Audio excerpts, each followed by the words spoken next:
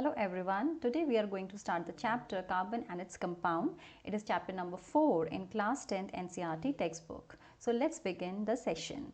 We will start it with the carbon basic properties, like it is a non-metal. The symbol of the carbon is C, its atomic number is 6. It is important to us in both elemental as well as in the combined form. It is a very versatile element. Now why we are saying it as it is a versatile element?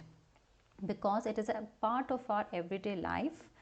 All living bodies, organisms, they are made up of carbon compounds, be it is a plant or animal. The food items which we consume, they are also having the carbon compounds in them.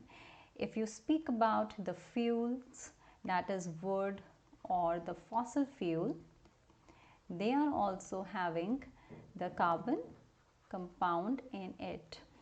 If you say about the plastics, they are also having the carbon compounds. If you speak about the cloths, they are also having the carbon compounds in them.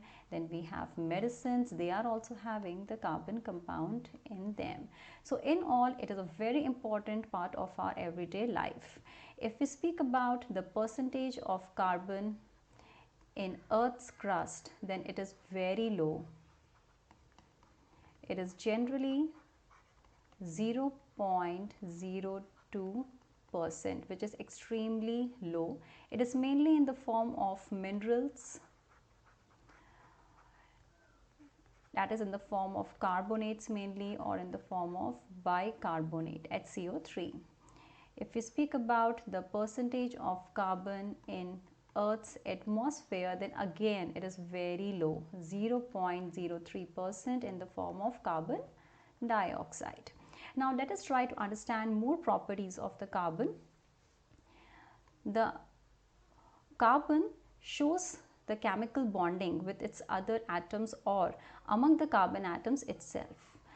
Carbon basically shows us the covalent bonding, but before explaining this topic, let us try to understand that what is a chemical bond. Chemical bond is a force which holds the atoms together. It holds the atoms together in a compound or in a molecule. Okay, like for example, H2O is a compound, H2 is a molecule of hydrogen, oxygen is a molecule of oxygen. So it is basically a friendship. This force you can understand in a very simple language as a friendship between two same atoms or two different type of atoms. Like these are same atoms, like hydrogen and hydrogen. Here hydrogen and oxygen. So it is the force or a friendship which brings these two opposite types of atoms, and here the same type of the atoms together. Now the bonding is basically of two types. One is called as the ionic bonding and the one is called as the covalent bonding. Now the ionic bonding is generally seen between a metal and a non-metal. Why? Because the metals always lose electron, they lose electrons, and a non-metal always gain electron. So if a metal is losing electron, then as you know that inside an atom the number of electron is always equals to the number of protons. So if it is losing electron, so there will be less of electron inside the atom. If less of the electron is there, then which charge will be more? Positive charge will be more. So the metal will become positive ion, that is a cation.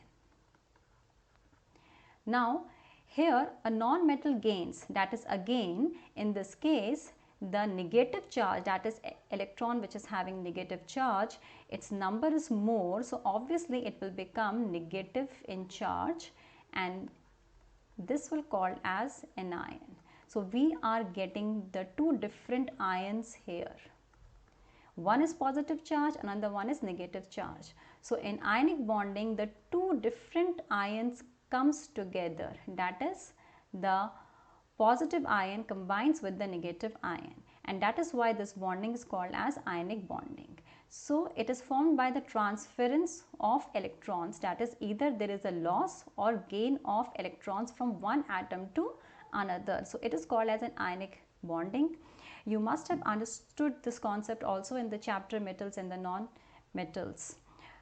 Now coming to the covalent bonding. Covalent bonding is formed by the sharing of electrons. That is, either of the atoms will not lose or gain. They will share the same group of electrons. They share the same group of electrons. And that is why this is called as covalent bonding. And carbon shows us the covalent bonding. Why it shows, we will try to understand further. But first of all, let me clear this topic, that is the gain or the loss. Okay, so it will give you a better understanding of the topic later on. So let's go to the explanation part. I have made a very simple chart here which is showing the atomic number 1 to 20. It is having the name of the elements, the symbol of the elements, the number of protons, the number of electrons. As you know that atom is always having equal number of electrons and equal number of protons in them. So you can see if the number of proton is 1, electron is 1. If it is 2, it is 2. If it is 14, it is 14, and so on. These are the atomic number. The atomic number always shows the number of electrons. Now, if you can recap from the class 9 syllabus, there you have already understood the term electronic configuration. Electronic configuration is basically the distribution of electrons.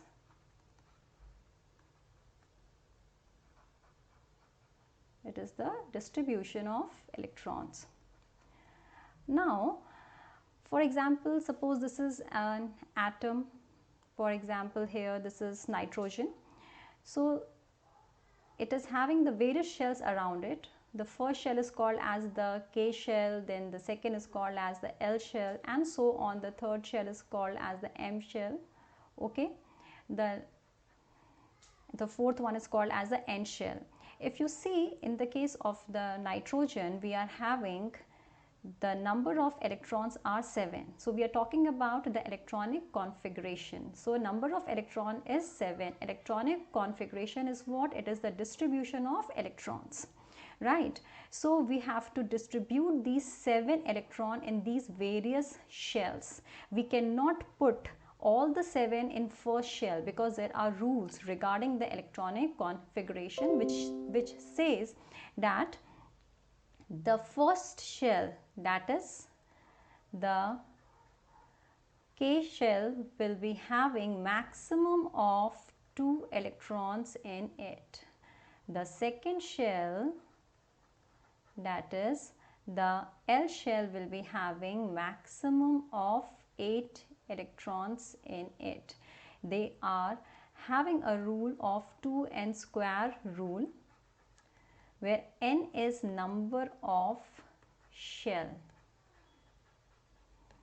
So if you can see here, if we apply this rule for the K shell, 2n square rule, so 2 into n is number of shells. So K is the first shell, we will write 1, its whole square, so it will bring us to 2. So maximum we can put 2 electrons in the first shell. If you go to the L shell, then 2n square rule, 2 into 2, and this is whole square, it will bring us to the 2 into 4, that is 8 electrons maximum you can put in the L shell. Now if you go to the M shell, you can put more than this, but there is another rule which is called as the octet rule. Remember children that these are 1 to 20 atomic numbers, and these elements are called as a lighter element. So in them, to become an atom to be stable condition, they should have, the last shell should have 8 electrons in it. Now if you speak about the last shell having the 8 electrons in it, so then you can put only 2 electrons maximum in the first shell, remember. Then from second shell onwards, whether it is second or the third shell or the fourth shell, you can put maximum of 8 electrons according to the octet rule, and this is applicable to the first 20 elements here. We are not talking about more than 20 elements. Okay, here like those who are having the atomic number 21, 22, we are not talking about them. We are just saying from the atomic number 1 to 20. Till here, in the last shell, if an atom is having the 8 electrons in it, okay, except the first shell, if it is having 8 electron, it will be called as a stable electronic configuration. Now we will see that why it is necessary to undergo in a chemical reaction, or why an atom loses the electrons, or why another atom gains. Now if you see hydrogen has got 1 electron in its outermost shell. Why? Because K shell will be its outermost, it will have 1 electron here. Now helium, the number of electron are 2, so in the first shell we can put maximum 2, so the 2 will go in the first shell. In the lithium, its number of electrons are 3, so out of 3, 2 will go to first shell and the remaining 1 will go to L shell. 2 plus 1, 3, that is equals to its number of electron, which is equals to its atomic number. Okay, the total should be equal to the number of electron. Remember, in the first shell we can put only 2, like for example in the beryllium also, out of 4, 2 will go to the first shell, rest 2 will go to the L shell. In boron also, 2 out of 5, 2 will go to the first shell and 3 in the second shell. Likewise, 2 in the carbon in the first shell, and the L shell will have 4. So the carbon electronic configuration is 2, 4. Nitrogen, it will be 2, 5. Oxygen, it will be 2, 6. Fluorine, it will be 2, 7. Neon, it will be 2, 8. Now neon outermost shell is K shell, the outermost shell. The last shell is also called as a valence shell or valence shell.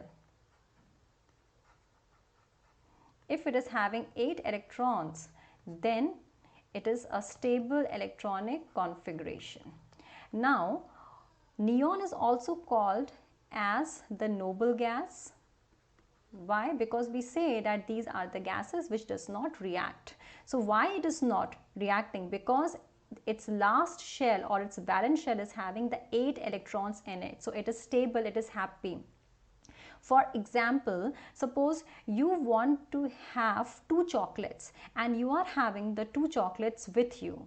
So your needs are satisfied. Similarly, here in the case of the neon, the last shell can have maximum of the 8 electrons and it is having the 8 electron. So it shows no interest in any kind of chemical reaction or in the process of give and take. So it is happy with the 2 chocolates or with the 8 electrons which it is having in its outermost shell or in the last shell.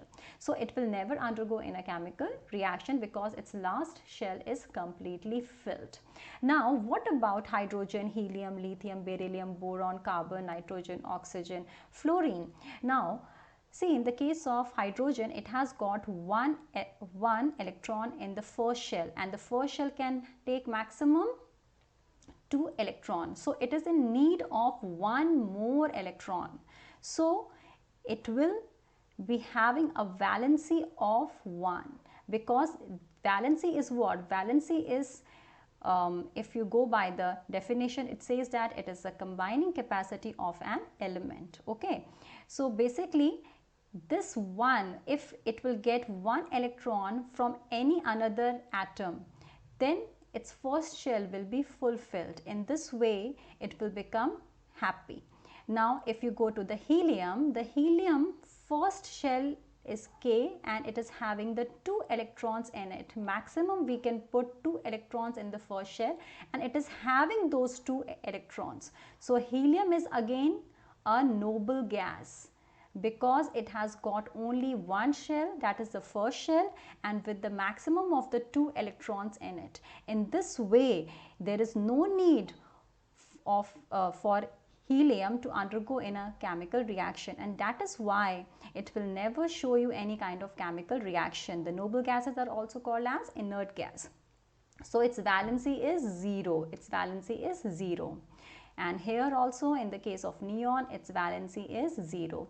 So here hydrogen is in the need of one more electron to complete its first shell, that is maximum of the 2 electrons. Now after completing its first shell, that is if it will gain 1 electron from any another atom, its electronic configuration will change to 2 electron in the first shell. Now there will be no difference between hydrogen and the helium. Okay, so in this way we are seeing that the atoms are undergoing in a chemical reaction or in the process of loss or gain to become like a noble gas which is close to them. For example, after gaining 1 electron, the first shell in the case of hydrogen will also have 2 electrons just like helium. So hydrogen wants 1 more electron, that is its valency also, to behave like helium. If we go towards the lithium, lithium has got 1 electron in the second shell. Okay, now the second shell can have maximum of 8 electrons in them. Now it is having 1, so it is in need of 7 more. But any atom which is having 7 in the outermost shell, why they will give it to lithium? It is just like a condition. Suppose you and your friend went to buy a book and you are having 100 rupees and your friend is having only 10 rupees and the cost of the book is 110 rupees. So your friend will prefer to give 10 rupees to you so that you can buy the book instead of asking of 100 rupees from you to buy that book. Okay, so if any another atom is having 7 in its outermost shell, why that atom will give it to lithium which is having only 1? So the best deal with the lithium is to lose this 1 electron. So lithium will lose this 1 electron and its valency will become 1. Its valency will become 1. So that is why lithium undergoes in the process of losing 1 electron and which will give it a valency of 1. Now let us try to understand the next one, that is the beryllium. Now its first shell is having 2 electrons, the second shell is having 2 electrons in it. Now beryllium is in need of 6 more to complete its octet. Now anybody who is having 6 will not give it to beryllium, rather who is having 6 they will try to gain 2 from anybody else. So what beryllium will do? Beryllium will also lose its 2 electron and its valency will become 2. Okay, now if you talk about boron, it is having 3, so it is in need of 5 more electrons. So anybody who is having 5 in its outermost shell, why they are going to give it to boron? Instead they will gain 3 from some another atom. So again it will lose its 3 electrons, and this loss, that is its combining capacity, its valency will be 3. Now carbon is in a very difficult situation because it is half filled. It needs 4 more. So carbon will not lose its 4 electrons nor it gains. So its valency is 4. Now if you look nitrogen, it is having 5, it is in need of 2 more. So obviously it will gain 2 electrons. It will gain, sorry, it is in need of 3 more electrons, so it will gain 3 more electrons, so its valency will become 3. Oxygen, it is having 6 in its outermost shell, it is in need of 2 more, so it will gain 2 electrons and its valency will become 2.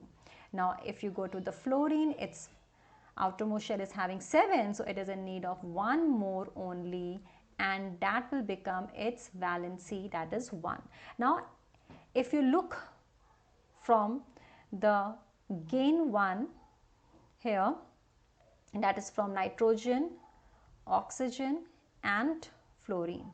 After gaining, their outermost shell is having 8. This will become 8, this will become 8, this will become 8. So nitrogen will have 2,8, oxygen will have 2,8, neon will have fluorine will have 2,8. So in this way, they all are becoming like neon after the gain of the electrons. If you see here in the case of the boron, beryllium and lithium, after the loss of 1, 2 and 3 electrons, they are left with one shell only. That is, after the loss of 1, lithium will have one shell with 2 electrons. Beryllium, after the loss of 2 electron, will have the first shell with the 2 electron. Boron, after the loss of the 3 electrons, will have the first shell with the 2 electrons. So they all are behaving after the loss of the electron in their second shell, they all are becoming like helium. So that is why the elements or their atoms undergo in a chemical reaction to become close to their nearest noble gas.